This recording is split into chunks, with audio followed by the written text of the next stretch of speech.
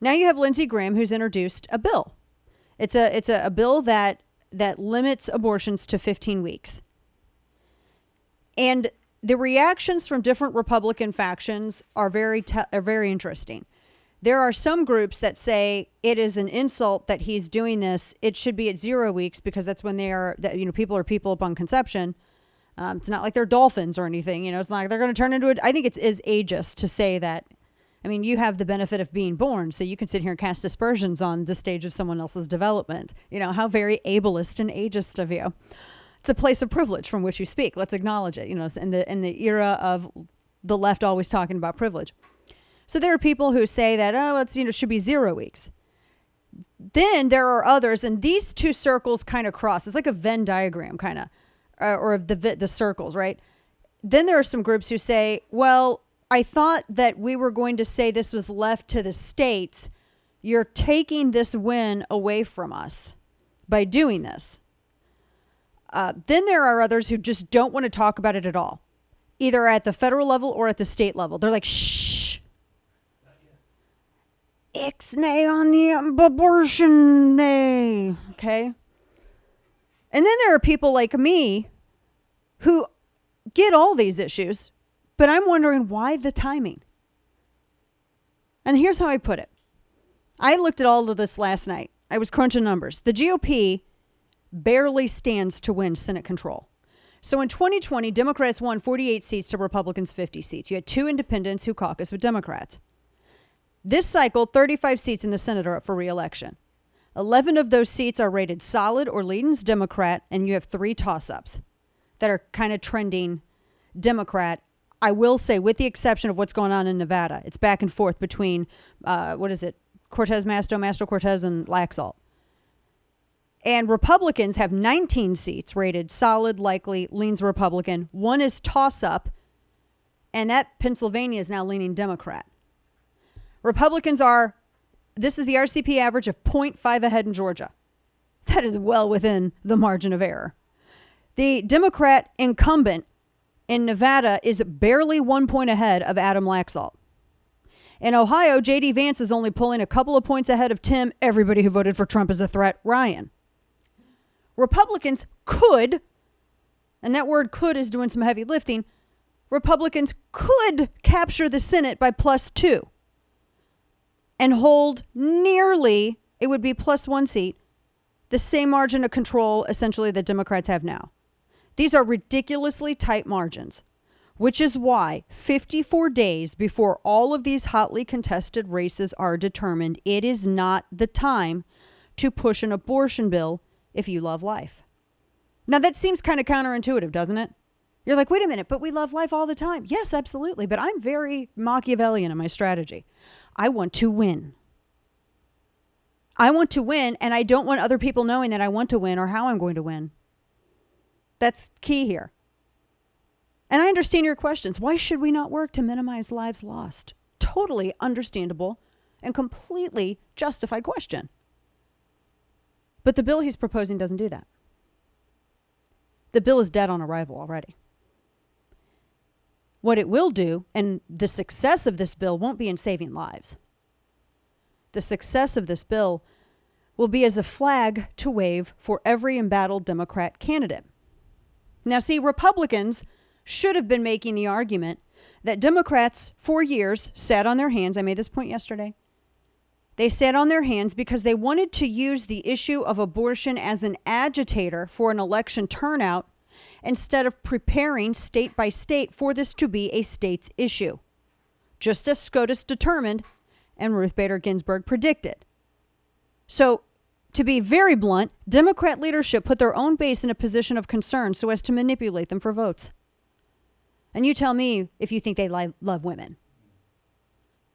You have barely red candidates in Pennsylvania like Dr. Oz. Those people can be persuaded to go along with the majority in a pro-life bill.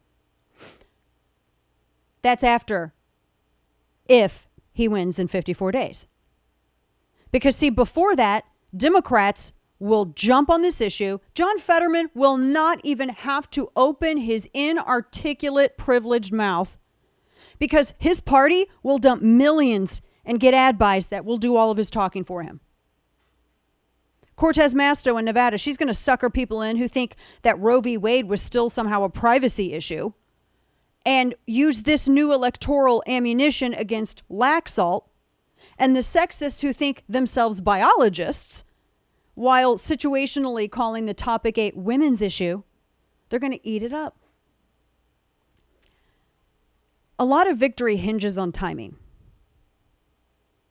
Some Republicans get this. There are a lot of Republicans out there that are distancing themselves from this move. And one of those is Mitch McConnell. He's like, well, I don't know about, and he was pay attention to his words. He was saying, I don't know about before midterms, is what he was saying. Like, oh, after, yeah. But, because Democrats are begging for this fight. And I wrote, Lindsay Graham derpily hands him one. I don't want to hear the party establishment complain about candidates like Herschel Walker in Georgia or Kari Lake in Arizona when you got this kind of strategy. This is not a measure on whether or not you love life. Because I think we all have the same end, but there are different means to go about it. And whether you wait 54 days or not is not compromising anything. It is timing. People who want this issue to succeed and really want to push it through, we don't want to gamble it on a bill literally 50 days before an election where nearly all of the toss-up races we have to win are within the margin of error. We don't want to do it now in a Senate where we have no majority, because that's going to jeopardize our chances of winning a majority and voting on something like this in the future. We're kneecapping our chances in the future to ever have anything like this. You want to sacrifice a more certain later for an immediate not going to happen now?